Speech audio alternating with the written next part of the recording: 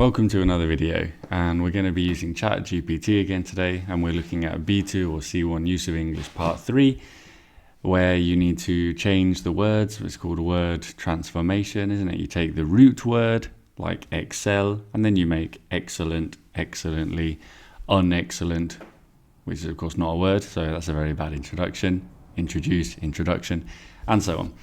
Right, let's get into this then. So let's go to ChatGPT. And here's what I did just 5 minutes ago.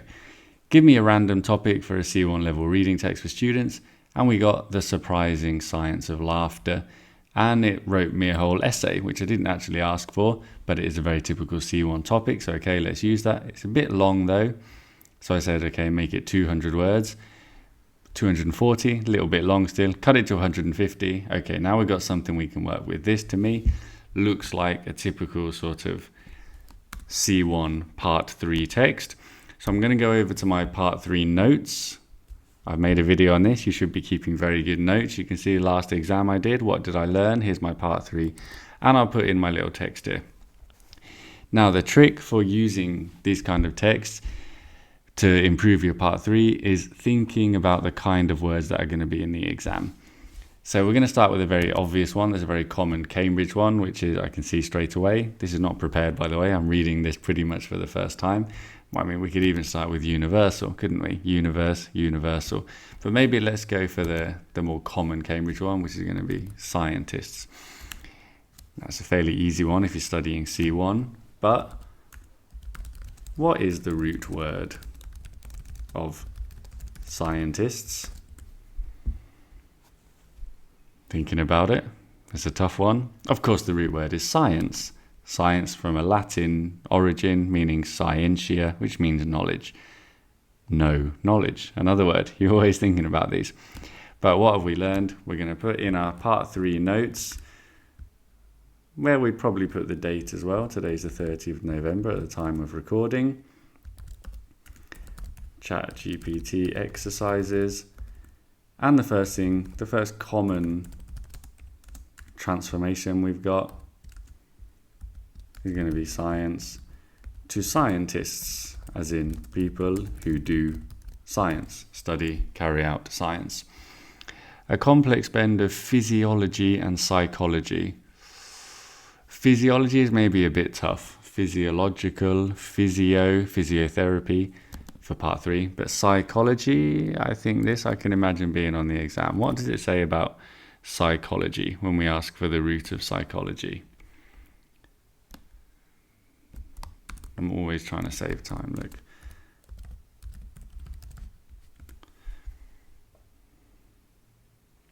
Psyche, yeah, I like that. Your psyche is like who you are psychologically, your spirit, your soul. The field of psychology is a study of mind and behavior, behavior. But I think that's a valid question. It's maybe a little bit difficult because psyche is not the most common word. So it's a bit of a tough one on an exam. But I quite like psychology for a possible word transformation that you'd have on C1. Psychology being the field of study, the object. Rooted in our evolutionary history. That is a perfect one. That is a lovely C1 word transformation, that isn't it? So evolutionary, you can see it already, it's evolution. Maybe if we're being very... Why are we opening Excel? Maybe if we're being very strict, we could go one more step. Let's see if that works, shall we? It's done it itself already. Evolve, where it means to roll forward. Gradual development, well, we know what evolution is. We don't believe in it, obviously, but we know what it means. Evolve, evolutionary. That is a really nice word transformation. I think we're going to do 8 in this video, just to show you, I mean, from this text, we could probably get 20, but just to show you really how to do it. Evolutionary history. This is an adjective, isn't it? Referring to evolution is evolutionary. Laughter. I mean, it was the first word here. It was already in the title, so it probably wouldn't be in the exam, but laughter. It is a pretty useful thing to know how to say. Is it too easy for C1? Maybe. More like B2, so it's a good one to have. Fostering communication. Communicate, communication, probably too easy. Communities, communal, community, maybe. Psychological, well, we already had psychology, psychological, so we'll leave that. Theories, this is a common one. You see how many words there are with theoretical, theory, theories. Subjective, that I really like. This I have actually seen on a C1 exam. So this is how you study, isn't it? Like the C1 exams, they come from real language. From the context here, we know that humour has a nature that is, well, humour is subjective. What I find funny, you might not find funny. It's subjective. It depends on the subject. And it's a fairly easy one, isn't it? Subject, which means what? What is lying below you? I didn't know that. But anyway, we know what subject and subjective means. That is the kind of thing that has been on Cambridge exams. So I'm going to definitely include that in my part 3 notes. Reflects cultural knowledge, nuances, and individual experiences. Neurologically, laughter engages. Wow, that is a good one. I mean, we're going for the difficult ones because we're also practicing like the technique, aren't we? If we're starting a sentence with laughter engages it, then I know the word must be an adverb because it's like starting a sentence with funnily enough or fortunately, thankfully, hopefully. We start sentences with adverbs to modify the meaning of the rest of the sentence. So neurologically, there's a couple of options here, isn't there? I'm thinking probably neurology is going to be good. Neurologically.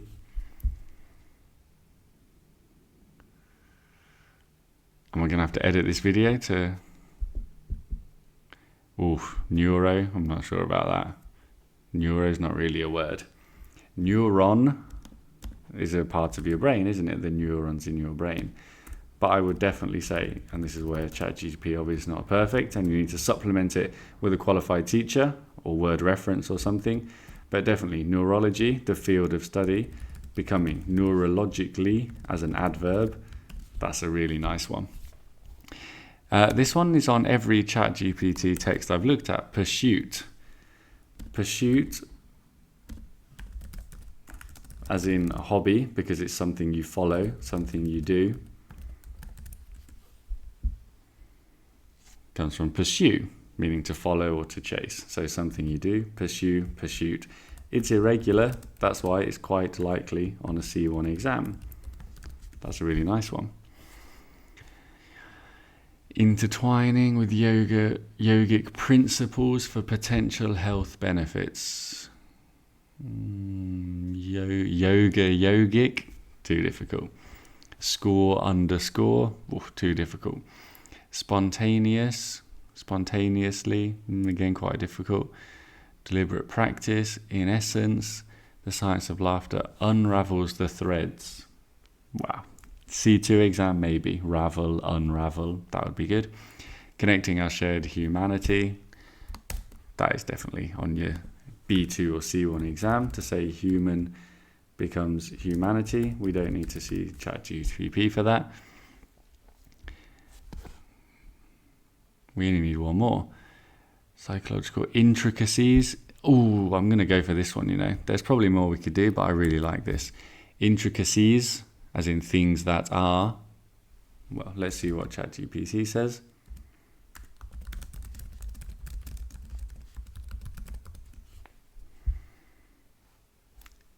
And I spelt it wrong, but it's corrected me anyway. Intricate is an adjective, which means entangled, complex.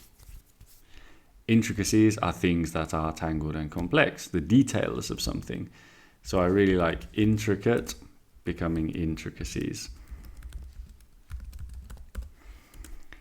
So that's how we can use ChatGPT for use of English Part 3.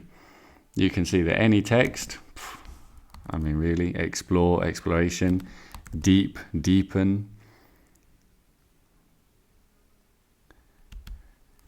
capture, captivating. There's a lot. In any text, you're going to find plenty of words like this. Associate, association, associated, thinking about how the words link together. The other thing that we can do, I'm only asking for the root. With many of these words, I can ask for a verb, a noun, an adjective, an adverb. Maybe we could look at intricate again. And we could say, what is the adverb of intricate? And it will tell us intricately. This does exist. There is an adverb.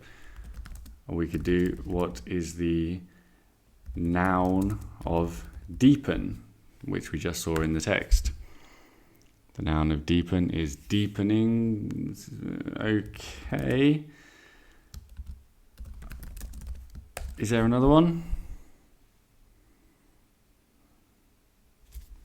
You might consider depth, which is the word I was thinking of. The idea of measuring how deep something is, the depth of the swimming pool, and so on. So ChatGPT as a language tool is quite incredible, especially for part 3, where there are specific answers that you need to be looking for root words.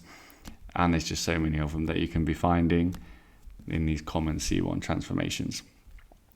What you should do then, as this is, give you a call to action, something you should do to reiterate, find an interesting topic, something you're interested in. If not, ask ChatGPT for a topic. Get a short text, like a C1 or B2 part 3 would be, and then go through and think about how these words are formed. This word formation, so how are these words formed? And then ask ChatGPT how they're formed, and it will tell you.